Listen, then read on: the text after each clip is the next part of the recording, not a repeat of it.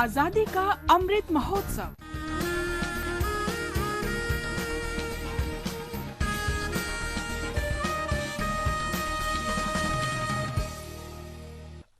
आजादी का सफर आकाशवाणी के संग।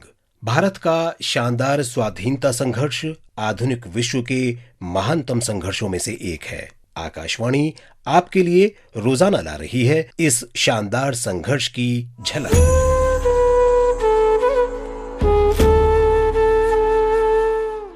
आज हम बात करेंगे स्वाधीनता सेनानी, लेखक, चिंतक और राजनेता राम मनोहर लोहिया की। उनका निधन 12 अक्टूबर 1967 को हुआ था। लोहिया का जन्म उत्तर प्रदेश में फैजाबाद जिले के अकबरपुर गांव में 23 मार्च 1910 में हुआ था। उनके पिता महात्मा गांधी के अनुयायी थे। राम मनोहर लोहिया का झुकाव आरंभिक जीवन से ही गांधीवादी दर्शन की तरफ हो गया था और 10 वर्ष की उम्र में वो सत्याग्रही बन गए थे।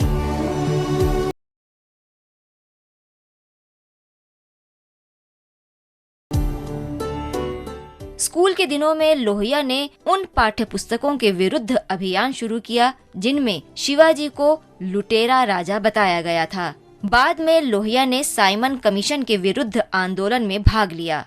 कलकत्ता विश्वविद्यालय से स्नातक उपाधि लेने के बाद लोहिया आगे की पढ़ाई के लिए यूरोप चले गए। यूरोप में लोहिया ने जिनेवा में राष्ट्र संघ की सभा में भाग लिया। भारत का प्रतिनिधित्व बीकानेर के महाराजा ने किया, जो ब्रिटिश राज के चहेते के रूप में जाने जाते थे। लोहिया ने इसे स्वीकार नहीं किया और आगंतुकों के लिए निर्धारित गैलरी से इसका विरोध किया। उन्होंने अपने विरोध के कारणों को स्पष्ट करते हुए अखबारों और पत्रिकाओं के संपादकों को कई पत्र लिखे। उस पूरी घटना ने लोहिया को रातों रात भारत में प्रसिद्ध कर दिया। लोहिया ने एसोसिएशन ऑफ यूरोपियन इंडियंस के आयोजन में सहायता की और क्लब के सचिव बन गए। उस संगठन का मुख्य ध्यान भारत के बाहर भारतीय राष्ट्रवाद का संरक्षण और विस्तार पर था। लोहिया ने अपनी पीएचडी थीसिस गांधी जी के सामाजिक आर्थिक सिद्धांत पर केंद्रित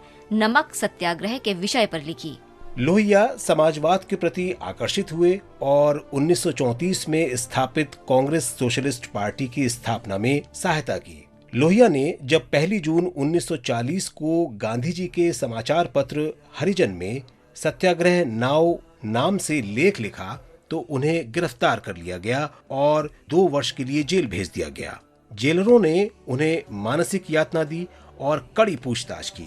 भारत को आंतरिक रूप से स्थिर करने के प्रयासों के अंतर्गत दिसंबर 1940 में अंग्रेजों ने अन्य नेताओं के साथ लोहिया को रिहा कर दिया। 1942 में भारत छोड़ो आंदोलन के दौरान जब प्रमुख नेता जेल में थे तो लोहिया ने भूमिगत रहकर आंदोलन चलाया। स्वाधीनता सेनानी उषा मेहरा के साथ लोहिया ने बम्बई में सीक्रेट रेडियो स्टेशन से संदेश प्रसारित किए। उसे कांग्रेस रेडियो कहा जाता था और ये प्रसारण पूरे 3 महीने तब तक जारी रहा जब तक अंग्रेजों ने उसका पता नहीं लगा लिया। उन्होंने कलकत्ता में आंदोलन को पुनर्जीवित किया और बाद में अंग्रेजों से बचने के लिए नेपाल चले गए, लेकिन मई 1944 में उन्हें पकड़ लिया गया। लोहिया को लाहौर जेल ले जाया गया, लेकिन गांधी जी के दबाव में उन्हें रिहा कर दिया गया। लोहिया ने अपने भाषणों और लेखों में विभाजन का कड़ा विरोध किया। उन्होंने दंगा प्रभावित क्षेत्रों में समुदायों से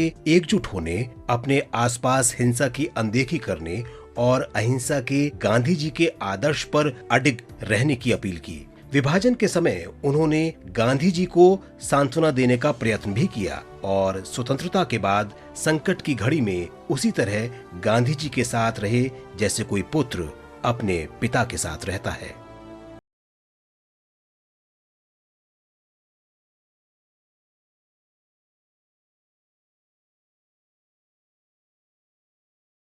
डॉक्टर लोहिया लगभग 650 भारतीय रियासतों के एकीकरण से बड़े राज्य बनाने का विचार देने वाले पहले व्यक्ति थे। ये ऐसा विचार था जिसे बाद में भारत के पहले गृह मंत्री सरदार पटेल ने सफलतापूर्वक लागू किया। स्वतंत्रता के उपरांत लोहिया ने महान चिंतक और सांसद, अल्पसंख्यकों, निचले वर्ग के लोगों और महिलाओं के हितों के लिए लड़ने वाले के रूप में अमिट छाप छोड़ी।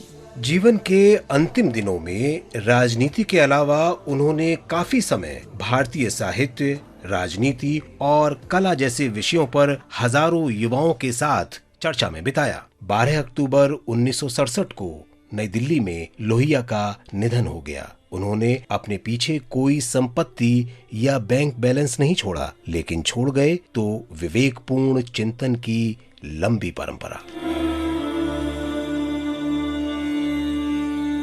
आज बस इतना ही। आजादी का सफर आकाशवाणी के संग। कल फिर मिलेंगे नई कड़ी के साथ।